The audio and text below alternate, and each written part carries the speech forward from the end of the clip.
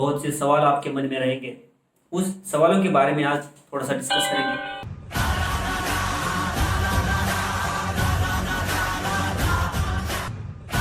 Zero round खत्म हुआ है, रेगुलर राउंड 1 शुरू हुआ है और इसके दरमियान स्टूडेंट का रजिस्ट्रेशन पार्ट 1 बंद हो चुका है, पार्ट 2 भी बंद हो चुका है। सबसे ज़्यादा पूछने वाला जो सवाल है, किसी ने पार्ट 1 रजिस्टर अब तक नहीं किया था, किसी ने पार्ट 2 भी नहीं भरा था, तो उनको लग रहा है हम अब सिस्टम पे तो पार्ट 1 पार्ट 2 रजिस्ट्रेशन बंद हो गया है, तो क्या करें।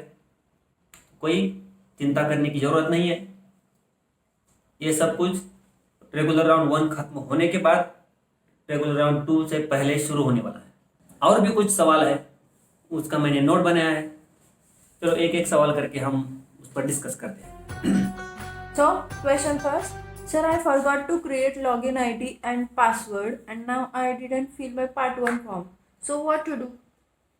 अभी अभी हमने डिस्कस किया, ये बच्चा भी कह रहा है कि मैंने पार्ट 1 नहीं भरा है, रजिस्टर नहीं किया है। वो पार्ट 1 रेगुलर राउंड 1 खत्म होने के बाद रेगुलर राउंड 2 शुरू होने से पहले, मतलब 30 अगस्त के बाद पार्ट 1 भरना शुरू होगा, तब भर सकता है।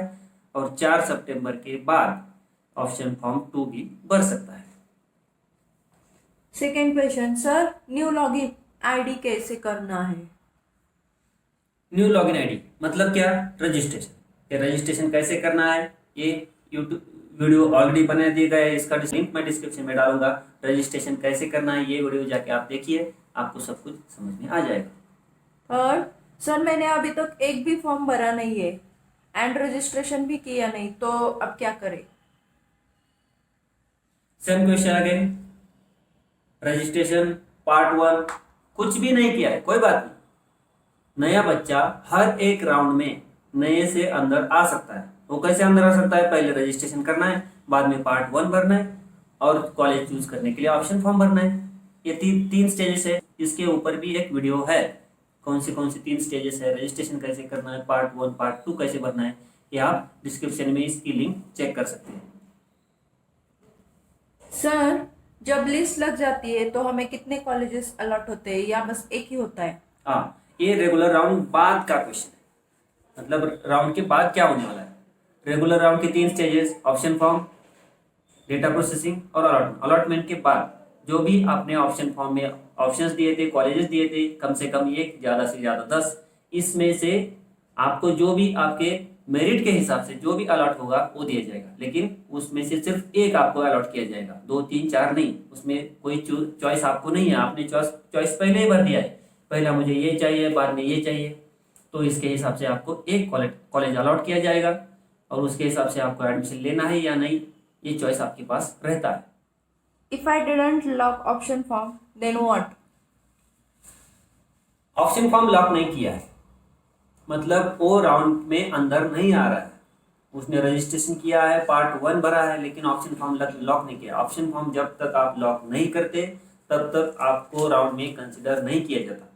आपने अभी लॉक नहीं किया है, ठीक है, नेक्स्ट राउंड से पहले आपको लॉक करना जरूरी है अगर आपको उस राउंड में पार्टिसिपेट करना है। Clear? Okay sir, first round के लिए ऑप्शन फॉर्म भर दिया है तो क्या फिर भी मैनेजमेंट कोटा के लिए अप्लाई कर सकता हूँ? बहुत ही अच्छा क्वेश्चन है। देखो, पार्ट 1 भरा है, पार्ट 2 भरा है, मतलब ऑप्शन फॉर्म भरा है, वो सेंट्रलाइज में आ रहा है। सेंट्रलाइज में उसको उसके मार्क के हिसाब से अलॉटमेंट होगा। फिर भी कोटा एडमिशन ऐसी चीज है, वो हर बार खुली रहती है। इन हाउस कोटा छोड़ के बाकी के 2 कोटा हर बार शुरू रहने वाला है। मतलब कोई भी बच्चा ऑप्शन फॉर्म भरा हो, उसको अलॉटमेंट हुआ हो, तो भी वो एडमिशन लेने से पहले कोटा के थ्रू एडमिशन ले सकता है। उसने अगर किसी भी सेंट्रलाइज या कोटा से एडमिशन फिक्स किया तो उसकी सभी दरवाजे बंद हो जाते हैं, लेकिन कोटा एडमिशन कभी भी आपके लिए खुला रहता है। Okay, next question. अगर मुझे सेकेंड प्रेफरेंस का कॉलेज मिलता है तो क्या is it compulsory to take admission? या इसके बारे में हमने पहले भी डिस्कस किया है, पहले बाकी के वीडियो में जो पहले वीडियो बनाए दिए गए हैं। आपको जल्द से एडमिशन कैसे लेना है, रेगुलर राउंड के रूल्स क्या है, फैक्ट्स क्या है, इसके बारे में जो वीडियो बनाया गया है, इसका लिंक डिस्क्रिप्शन में होगा, आप चेक कर सकते हैं। रेगुलर राउंड के दौरान जो भी आपने ऑप्शन दिए हैं, एक कम से कम 1, ज़्यादा से ज़्यादा 10, तो इसमें से अगर पहला प्रेफरेंस आपको मिलता है तो आपको एडमिशन लेना कंपलसरी होता है। मतलब क्या कंपलसरी, मतलब आप अगर आपने पहला प्रेफरेंस मिलने के बावजूद एडमिशन नहीं लिया तो आपको पनिशमेंट है, तो आपको स्पेशल राउंड तक बाहर रखा जाएगा। लेकिन जिस बच्चों को दूसरा, तीसरा या चौथा, पांचवा, छठा, 10वां कौन सा भी प्रेफरेंस मिलता है तो उसके लिए ऑप्शन रहता है उसको एडमिशन लेना है या नहीं लेना है। रीजन की जरूरत नहीं। अगर आपको एडमिशन लेना है, लेना नहीं है तो आप कुछ भी मत कीजिए, क्योंकि एडमिशन लेना है तो आपको कॉलेज से कांटेक्ट करना पड़ेगा। फर्स्ट प्रेफरेंस कंपलसरी है, बाकी के लिए कंपलसरी नहीं है। ये रेगुलर राउंड की रूल्स है। सर रेगुलर राउंड में कॉलेज नहीं मिला तो क्या करें? हाँ, ये तो हर बार होने वाला है। मतलब जैसे कि रेगुलर राउंड 1 में सभी बच्चों को अलॉटमेंट होगा, इसकी कोई गारंटी नहीं है। उनके मेरिट, उनका प्रेफरेंस, रिजर्वेशन, ये सब कुछ कंडीशंस लगाने के बाद जितने बच्चे उस प्रेफरेंस में बैठ सकते हैं, उस लॉजिक में बैठते हैं, उनको एडमिशन अलॉटमेंट होगा। और बाकी के बच्चों कुछ ऐसे भी हो सकते हैं कि उनका लॉजिक, उनका प्रेफरेंस मैच नहीं किया। मतलब उदाहरण के तौर पर ही डिस्कस कर सकते हैं कि किसी बच्चे को 65% मार्क्स और उसने अप्लाई किया है 85% कट ऑफ वाले कॉलेज में। अगर उस कॉलेज का कट ऑफ 85 के नीचे आया ही नहीं तो उस बच्चे को वहां पर अलॉटमेंट होगा नहीं। और उसने सभी कॉलेज ऐसे ही भरे रहेंगे तो उसको अलॉटमेंट होगा नहीं। मतलब कुछ बच्चे ऐसे हो सकते हैं कि उनको अलॉटमेंट नहीं हुआ, तो अलॉटमेंट नहीं हुआ तो उनके लिए नेक्स्ट राउंड में चांस है। नेक्स्ट राउंड में क्या करना है, ऑप्शन फॉर्म में आप प्रेफरेंस चेंज कर सकते हो। आपके कट ऑफ के हिसाब से, आपके मार्क के हिसाब से आपको प्रेफरेंस शिफ्ट करनी चाहिए और उस नेक्स्ट राउंड में आप पार्टिसिपेट कर सकते हो। जब तक आपको एडमिशन नहीं मिलता तब तक ये सिस्टम चलने वाला है, कोई चिंता की बात जरूरत नहीं है। Okay. Next, sir, my part 1 of the form is not verified and the form is locked. So how can I do that? हाँ, इसमें थोड़ा सा कंफ्यूजन लग रहा है मुझे उस आपका कि पार्ट 1 भरने के 3 स्टेजेस हमने बता दिए गए हैं पहले के वीडियो में। ये है 3 स्टेज, कौन से हैं? रजिस्ट्रेशन है, पार्ट 1 है और पार्ट 2 है। लेकिन इसमें भी अंदर 2 स्टेज रहते हैं। पहले स्टूडेंट को इन्फॉर्मेशन भर के फॉर्म लॉक करना पड़ता है, उसके बाद गाइडेंस सेंटर वेरीफाई करता है। यहाँ पर इसको लग रहा है कि पहले वेरीफाई करना है और बाद में, ऐसा नहीं है। स्टूडेंट को खुद से लॉक करना है और उसके बाद गाइडेंस सेंटर वेरीफाई करेगा। मतलब इस बच्चे का फॉर्म लॉक है लेकिन वेरीफाई नहीं हुआ है, वेरिफिकेशन भी अभी बंद है। अभी 30 अगस्त के बाद शुरू होने वाला है, तब आप वेरीफाई करके लीजिए। और अब जब आपका फॉर्म पार्ट 1 वेरीफाई होगा तब आप पार्ट 2 ऑप्शन फॉर्म भर पाएंगे। ओके। मैं 11th फेल कैंडिडेट हूँ तो फिर से 11th में एडमिशन लेना चाहती हूँ, तो कैन आई? ठीक है, ये थोड़ा अलग सा है और रेयर केस होते हैं ऐसे। कुछ बच्चे लास्ट ईयर 11th में एडमिशन लिया है लेकिन वो पास नहीं हुए। बहुत सारे बच्चे ऐसे होते हैं कि वो 11th में री एडमिट नहीं करते हैं, वो डायरेक्टली 12th को जाते हैं। लेकिन ये अगर चाहता है 11th को फिर से आना है तो वो आ सकता है, कोई बात नहीं। उसके पास 11th का एलसी होगा और मार्कशीट 10th का यूज़ करेंगे, वो फिर से रजिस्टर करके आ सकता है। Okay. OTP verification is only for quota admission or is it for general also? हाँ, अभी ओटीपी वेरिफिकेशन तो एडमिशन के लिए बैठे, ओटीपी वेरिफिकेशन कैंसिल कर दिया है। लेकिन क्या एडमिशन कैंसलेशन के लिए ओटीपी वेरिफिकेशन है, वो चाहे कोटा से एडमिशन लिया हो या सेंट्रलाइज से एडमिशन लिया हो। एडमिशन करने के लिए अभी ओटीपी की जरूरत नहीं है। ओके सर, नेक्स्ट राउंड कब से स्टार्ट होगा? ये तो आपको टाइम टेबल चेक करना चाहिए। और ये एक लॉजिक और भी है, जैसे ही पहला राउंड खत्म होगा नेक्स्ट राउंड शुरू होगा। वो आपको शेड्यूल में डिस्प्ले किया जाएगा वेबसाइट पे। सर अगर मुझे रेगुलर राउंड में 6 नंबर का कॉलेज मिलता है एंड मैं एडमिशन नहीं लेती हूँ तो मुझे रेगुलर राउंड 2 में फिर से एंट्री मिलेगी क्या? 6 नंबर का ऑप्शन मतलब क्या है? इस बच्ची का पहला प्रेफरेंस कंपलसरी है, हमने डिस्कस किया है। उसके बाद जो भी प्रेफरेंस मिलता है, पहले भले दूसरा हो, छठा हो या 10वां हो, वो ऑप्शनल है, वो आपके ऊपर है। पहली बात ये है कि 6 नंबर का कॉलेज का किसने डाला था? आपने डाला था। आपको वहां पर एडमिशन नहीं लेना तो डाला क्यों? ये पहली बात। मैंने पहले भी वीडियो में बताया है और वीडियो के लिंक्स डिस्क्रिप्शन में है कि किस तरह से ऑप्शन फॉर्म भरना है, प्रिकॉशंस कौन सी लेनी है, प्रिपरेशन क्या करना है। ये आप पहले से स्टडी कर दीजिए, बुकलेट का स्टडी कीजिए और ऑप्शन फॉर्म भरते समय कौन सी सावधानी बरतनी है इसके बारे में अभ्यास कीजिए। उसके बाद ऑप्शन फॉर्म भरिए। जिस कॉलेज में आपको एडमिशन लेना नहीं है उसको मत ऐड कीजिए। अगर अभी ऐड किया है, छठा नंबर मिलता है, तो आपको एडमिशन न लेने का ऑप्शन आपके पास खुला है। आप नेक्स्ट राउंड में कंसिडर हो सकते हैं आप, अगर आपने एडमिशन फिक्स नहीं किया तो। Okay, can we change college sequence now? Yes, now मतलब आपको कॉलेज सीक्वेंस चेंज का ऑप्शन रहता है, लेकिन कब? जब ऑप्शन फॉर्म ओपन रहता है। अभी ऑप्शन फॉर्म ओपन नहीं है तो आप चेंज नहीं कर पाओगे। नेक्स्ट राउंड के लिए, नेक्स्ट राउंड के शुरुआत में 4 सितंबर के बाद जब ऑप्शन फॉर्म खुलेगा तब आप सीक्वेंस चेंज कर सकते हैं, डिलीट कर सकते हैं, नया ऐड कर सकते हैं, कोई दिक्कत नहीं। ओके सर, मैंने सेकेंड फॉर्म लॉक किया नहीं है, तो क्या अब सेकेंड फेरी के लिए मुझे फिर से आईडी एंड पासवर्ड न्यू बनाना पड़ेगा? नहीं, आईडी एंड पासवर्ड कब बनता है? रजिस्ट्रेशन के दौरान। जैसे कि आपने फॉर्म लॉक नहीं किया है, मतलब आपका रजिस्ट्रेशन हो चुका है, पार्ट 1 का फॉर्म आपने लॉक नहीं किया है, तो रजिस्ट्रेशन एक ही बार होता है, वो एक ही समय करना है। लॉगिन आईडी पासवर्ड परमानेंट रहेगा, आप डबल से रजिस्ट्रेशन नहीं कर सकते।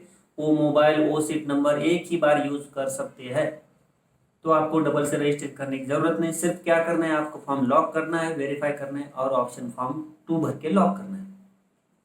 ओके सर, मेरा पार्ट 1 भरने का बाकी है, तो मैं क्या करूं? हमने पहले ही डिस्कस कर दिया। ये राउंड खत्म होने के बाद 30 अगस्त के बाद पार्ट 1 फिर से खुलने वाला है, तब आप भरिए, लॉक कीजिए और वेरीफाई करके लीजिए। सर, 0 राउंड सिर्फ इन हाउस कोटा के लिए होता है क्या? यस, गुड अंडरस्टैंडिंग है। 0 राउंड में सिर्फ कोटा एडमिशन होता है, सेंट्रलाइज का एडमिशन नहीं होता, सिर्फ ऑप्शन फॉर्म भरा जाता है, जो कि अभी पूरा हो चुका है। अब रेगुलर राउंड के बारे में सोचिए। अब next interesting, what to do if I forgot to fill part 2? How can you forgot? If you want to take admission, then how can you forgot to fill a option form or any form? ठीक है, अभी बंद है। आप next round में आप participate कर सकते हो। पार्ट 1 आपका हो गया है, पार्ट 2 भरना चाहिए, वो दिए हुए समय में ही भरना चाहिए। वो कंटिन्यूसली शुरू नहीं रहता। जब डेटा प्रोसेसिंग होता है, एडमिशन शुरू रहता है, तब ऑप्शन फॉर्म भरने की प्रोसीजर बंद रहती है। और जब ऑप्शन फॉर्म भरने की प्रोसीजर बंद रहती है, मतलब सेंट्रलाइज के लिए आप ऑप्शन फॉर्म नहीं भर सकते, लेकिन कोटा के लिए एडमिशन भर सकते हैं। और जब एडमिशन की एक्टिविटी शुरू होती है, जैसे कि रेगुलर राउंड 1 में 31 अगस्त से शुरू हो रही है, उस समय कोटा के, माइनॉरिटी और मैनेजमेंट कोटा के भी एडमिशन किए जा सकते हैं। ये दोनों चलता रहता है।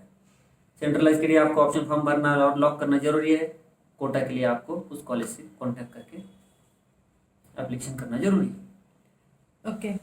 What should one do if the child has missed the student registration?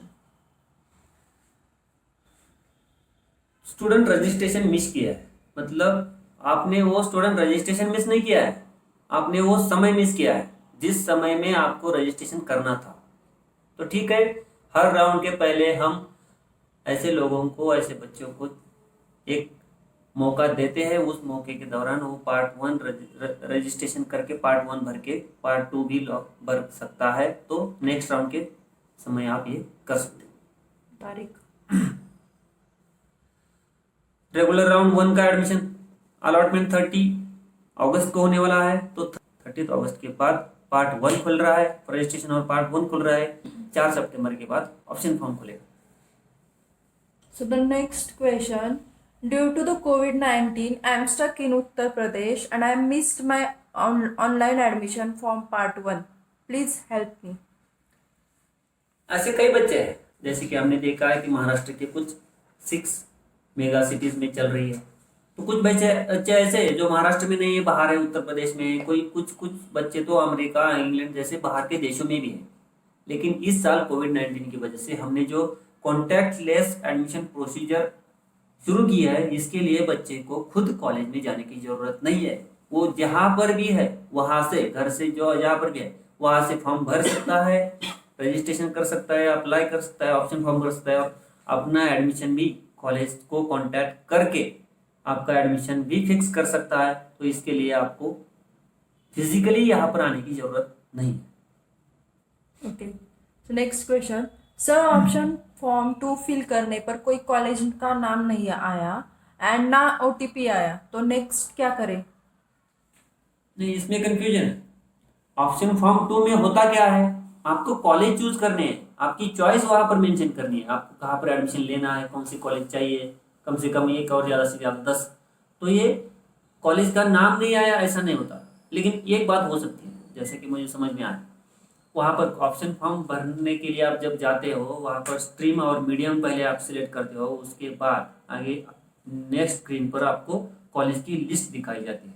लेकिन उसके पहले सर्च क्राइटेरिया होता है, मतलब आपको किस एरिया के कॉलेजेस चाहिए, किस मीडियम के कॉलेजेस चाहिए, किस एडेड चाहिए, अनएडेड चाहिए, बाइफोकल चाहिए या नहीं, ये क्राइटेरिया होता है। बॉयज़ का चाहिए कॉलेज का सिर्फ, या सिर्फ गर्ल्स का चाहिए, कोएड चाहिए, ये जो क्राइटेरिया है सर्च क्राइटेरिया, ये आपको सभी फिल करने चाहिए। उसके बाद आपको कॉलेज आ जाएंगे। नहीं तो क्या होगा, जनरल सर्च करेंगे तो बहुत सारे पूरे 200-300 कॉलेज आपको दिखेंगे, तो उसमें आपको कुछ फायदा होने वाला नहीं। आपको जो सिर्फ 10 चॉइस करने तो आपको लिए वो क्राइटेरिया मेंशन करना जरूरी है। ओके। फॉर्म भरताना फॉर्म फिल करने पर कैटेगरी SCBC ऐसी मेंशन की थी, बट फॉर्म सबमिट करने के बाद, लॉक करने के बाद, प्रिंट निकालने के बाद जनरल कैटेगरी दिखा रहा है। एससीबीसी कैटेगरी मेंशन की थी और जनरल कैटेगरी दिखा रहा है। इसमें एक बात है, महाराष्ट्र में अगर आपको रिजर्वेशन का बेनिफिट लेना है तो आपका कास्ट सर्टिफिकेट महाराष्ट्र का होना चाहिए। तो इस बच्चे ने क्या किया, उसको उस गाइडेंस सेंटर से पूछना चाहिए क्या किया है उसने, मतलब उसने अगर caste certificate issuing state Maharashtra नहीं चूज किए रहेगी तो उसकी कैटेगरी ऑटोमेटिकली जनरल में कन्वर्ट हो जाती है। और एक बात मैं बताना चाहूँगा इसके बारे में, अब इसके लिए आपको गाइडेंस सेंटर से डिस्कस करके या आपके स्कूल से डिस्कस करके आपको रिजॉल्व करना चाहिए। जो भी बच्चे, ये पहले भी हमने बाकी पिछले वाले वीडियो में भी डिस्कस किया है कि जो बच्चे मतलब NT, VJNT, OBC, SBC, SEBC ये कैटेगरी के हैं, इनके लिए कास्ट सर्टिफिकेट के साथ साथ नॉन क्रिमिनल सर्टिफिकेट होना भी जरूरी होता है। लेकिन कुछ पेरेंट्स ऐसे हैं कि उनको पता है कि उनको नॉन क्रिमिनल सर्टिफिकेट मिलने वाला नहीं है, तो उनको क्या करना है, नॉन क्रिमिनल सर्टिफिकेट अगर मिलने वाला है तभी आपको उस कैटेगरी पर क्लेम करना चाहिए।